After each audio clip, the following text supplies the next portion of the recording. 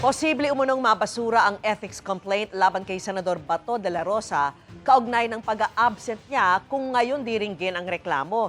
Hindi kasi tulad sa maraming kumpanya, walang no work, no pay sa rules ng Senado. Ayon po yan sa chairman ng Ethics Committee.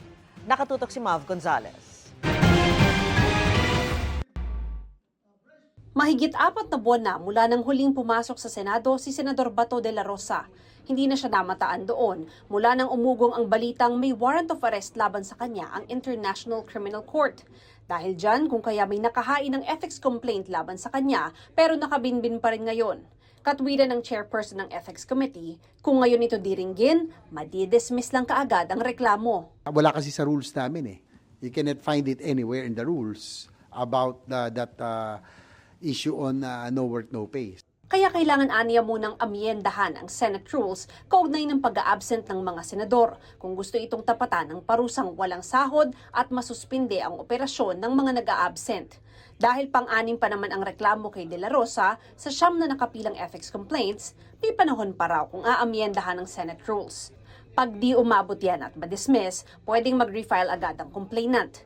Dagdag ni Senador J.V. Ejercito, hindi nila pinagtatakpan ang kapwa-senador. Paano po pinagtatakpan? Ngayon nga po ay kami na nga po nagmamadali na ipasa yung adoption ng rules kasi nga kasi meron nga may isang senator na nag-apila nga na dalhin muna sa body para the whole body can decide.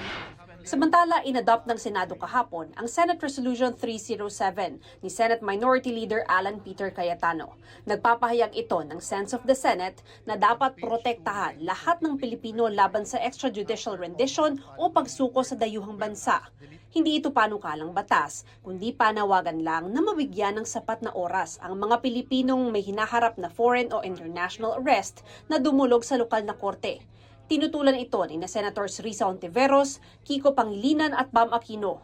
While couched in general terms, this resolution arises from specific circumstances involving the former president. The rule of law requires that accountability mechanisms apply equally, regardless of rank.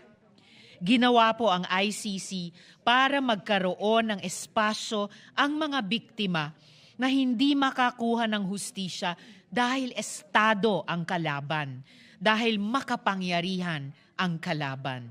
Yung libo-libong pinatay sa ngalan ng Oplan Double Barrel, na iyan ang paratang sa ICC case ngayon. Yung libo-libo na yun ay hindi nabigyan ng due process.